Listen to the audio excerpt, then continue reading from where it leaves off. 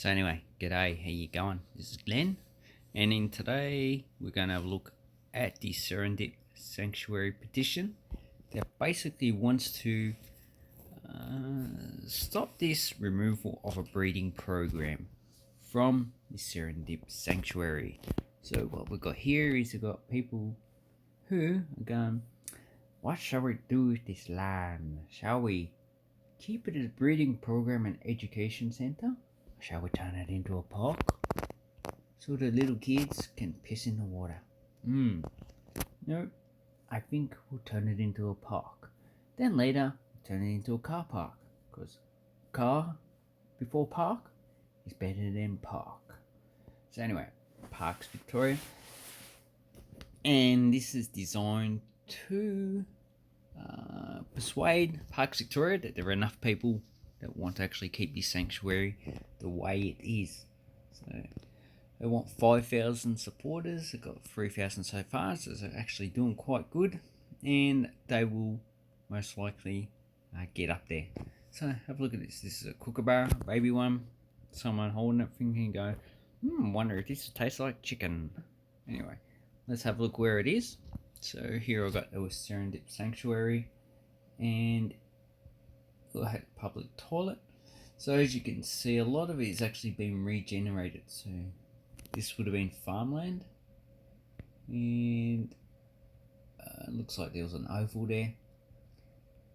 Another farmland. As you can see, the line of trees is where they're actually planting, even though the trees should probably be just wherever. And if you see around it is just farmland. And then you have Lara, the build up area.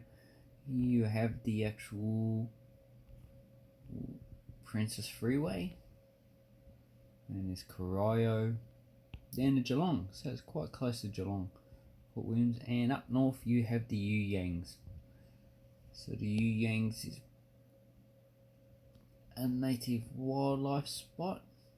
It's a granite, and it's surrounded by basalt. So when the actual basalt actually flooded, if you stood on that mountain, you would have seen the lava coming down from, not too sure, where is the lava? Probably a Fisher volcano, which is just a crack in the ground.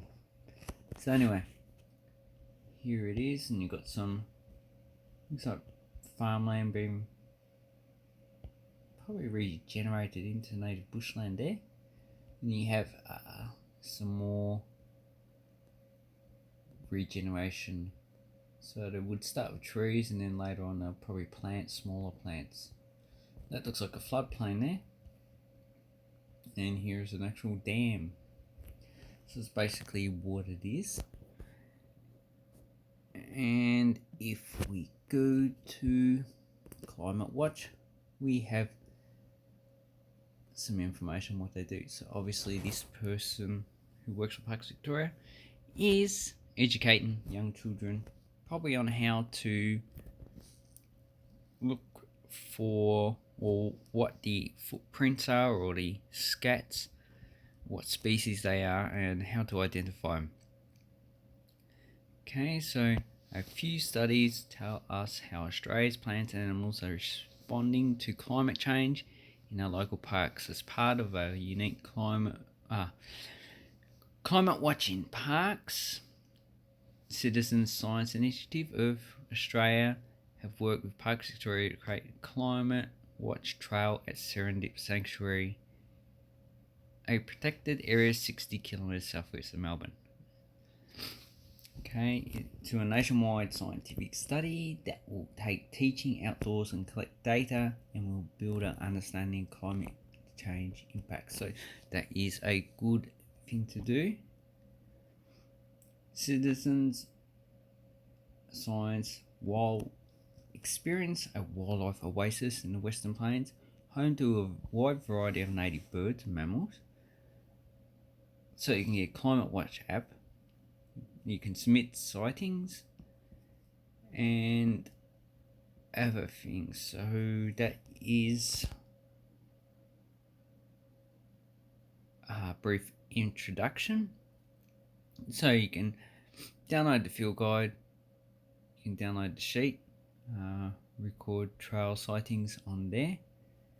And if we go back, we can go to Climate Watch, Climate Change, Parks Victoria, and here Locals fear Parks Victoria. So Geelong Advertiser, master plan will destroy Serendip Sanctuary. Okay, so I won't play the video, but it's already out there. And let's have a look at some images. So really this is not good. So here we have some information, so you can actually look at, they have a lot of birds.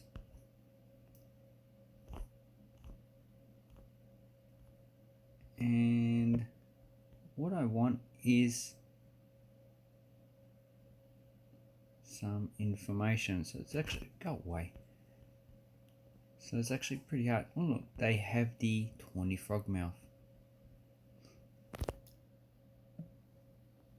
So if we go to a PDF I downloaded, you can actually see different species that actually occur there. So you got the magpie occurs everywhere, black swan, yeah, that occurs everywhere. Brushstone curlew, that doesn't really occur everywhere. It's a harder bird to see. Magpie, Cape Barren geese, you don't see those everywhere. So it's a harder bird to see. Channel-billed cuckoo, also a harder bird to see. So this is a PDF from that website to actually see. Crested pigeon common. Dusty moorhen common. Eastern curlew not too common. So it gives you lots of information of different birds. So let's go back to the petition. And despite recognising up close wildlife encounters as a key value, blah blah blah blah, goes just saying Avalon Airport can bring in tourists. Remove all captive breeding closure of wildlife closure result in spontaneous wildlife viewing with the proximity.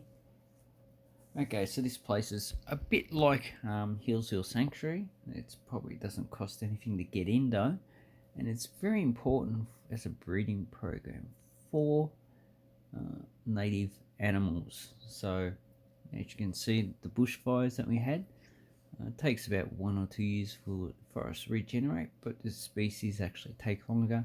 And if they were able to just use these as captive breeding and release them back into the native habitat, it can actually build up numbers of those species a lot quicker.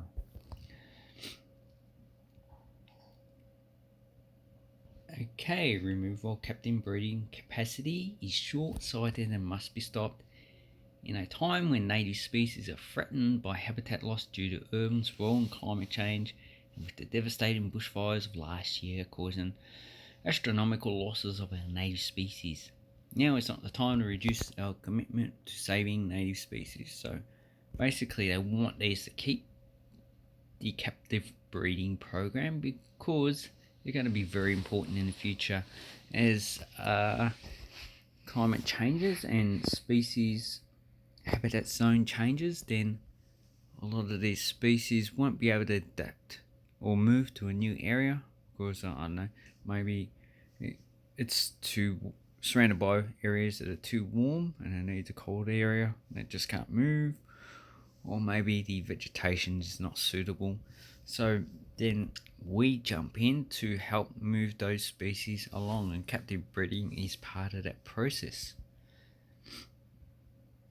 And so this is to keep the captive breeding program at Serendip Sanctuary.